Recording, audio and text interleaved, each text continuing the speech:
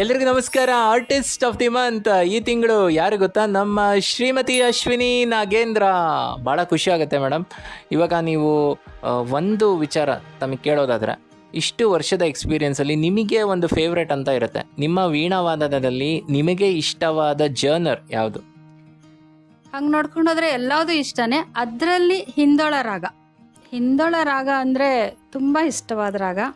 ಒಂಥರ ಅಟ್ರಾಕ್ಟ್ ರಾಗ ಅಂತಲೇ ಹೇಳ್ಬೋದು. ಎಂಥ ಕೇಳುಗರಿಗೂ ಅದು ಮಂತ್ರ ಶಕ್ತಿ ಥರ ಅಟ್ರಾಕ್ಟ್ ಮಾಡುತ್ತೆ ಅಂತಲ್ಲ, ಆ ಥರ ಮಾಡುತ್ತೆ. ಅದು ನನಗೆ ತುಂಬ ಇಷ್ಟವಾದ.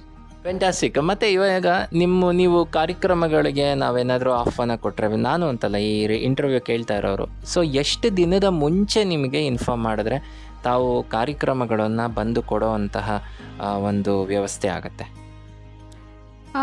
ಕಾರ್ಯಕ್ರಮದಲ್ಲಿ ಒಂದು 10-15 ದಿವಸ ಮುಂಚೆ ಹೇಳಿದರೆ ಸಾಕು. ಅದರಲ್ಲಿ ಕೆಲವೊಬ್ಬರು ಪರ್ಟಿಕ್ಯುಲರಾಗಿ ಪೂರ್ತಿ ಕ್ಲಾಸಿಕಲ್ಲೇ ಬೇಕು ಅಂತ ಕೇಳ್ತಾರೆ, ಕ್ಲಾಸಿಕಲ್ ಮ್ಯೂಸಿಕ್ಕು. ಕೆಲವೊಬ್ಬರು ಸೆಮಿ ಕ್ಲಾಸಿಕಲ್ ಥರ, ಯಾಕಂದರೆ ಅಲ್ಲಿ ಪ್ರೇಕ್ಷಕರಿಗೆ ನಾವು ಇದು ಮಾಡೋ ಥರ ಅಟ್ರಾಕ್ಟ್ ಮಾಡಬೇಕು ಅಂತೇಳಿ.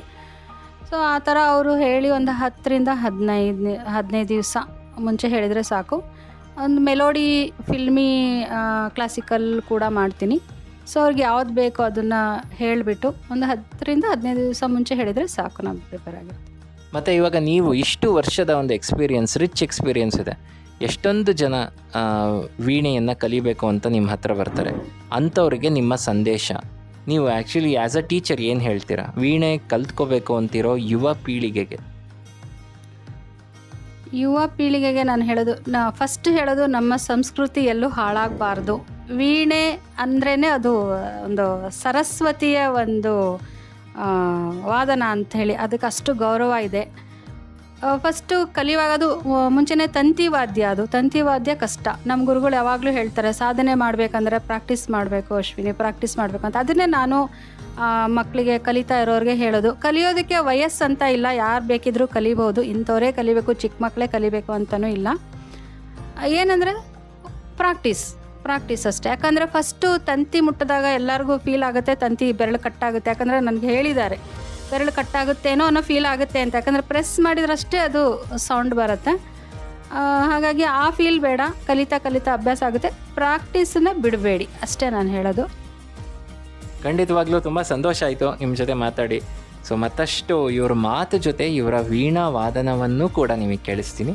ಎಲ್ಲೂ ಹೋಗದೆ ಕೇಳ್ತಾ ಇರಿ. ಆ್ಯಂಡ್ ನಿಮ್ಮ ಬ್ಯುಸಿ ಸ್ಕೆಡ್ಯೂಲಲ್ಲಿ ನಮಗೋಸ್ಕರ ಇಷ್ಟೊಂದು ಟೈಮ್ ಕೊಟ್ಟಿದ್ದಕ್ಕೆ ಥ್ಯಾಂಕ್ಸ್ ರೀ. ನಿಮ್ಮ ಒಂದು ಜರ್ನಿ ಹೀಗೆ ಇರಲಿ. ವಿಶ್ವವಿಖ್ಯಾತ ವೀಣಾವಾದಕಿ ಆಗಬೇಕು. ನೀವು ಆಲ್ರೆಡಿ ಆಗಿದ್ದೀರಾ. ಮತ್ತಷ್ಟು ಯಶಸ್ಸು ನಿಮಗೆ ಸಿಗಲಿ ಅಂತ ಕೇಳ್ಕೊಳ್ತಾ ಇದ್ದೀವಿ. Thank you so much. ನಿಮ್ಮ ಈ ಪ್ರೀತಿ ವಿಶ್ವಾಸ ಹೀಗೆ ಇರಲಿ. ನನ್ನನ್ನು ಪರಿಚಯ ಮಾಡಿಕೊಡೋಕ್ಕೆ ಅವಕಾಶ ಮಾಡಿಕೊಟ್ಟೋದಕ್ಕೆ ನಿಮ್ಮ ರೇಡಿಯೋ ಚಾಕಿಗೂ ನಾನು ಧನ್ಯವಾದ ಹೇಳ್ತೀನಿ, ಚಿರಋಣಿಯಾಗಿರ್ತೀನಿ. Thank you so much. Artist of the month ಆಗಿದ್ದು ನಮ್ಮ ಜೊತೆ ಶ್ರೀಮತಿ ಅಶ್ವಿನಿ ನಾಗೇಂದ್ರ. ಮತ್ತಷ್ಟು ಇವ್ರ ಬಗ್ಗೆ ತಿಳಿಸ್ಕೊಡ್ತೀನಿ. ಎಲ್ಲೂ ಹೋಗದೆ ಕೇಳ್ತಾ ಇರಿ. ಇದು ಮೈಸೂರು ರೇಡಿಯೋ, ಇದು ನಮ್ಮ ರೇಡಿಯೋ.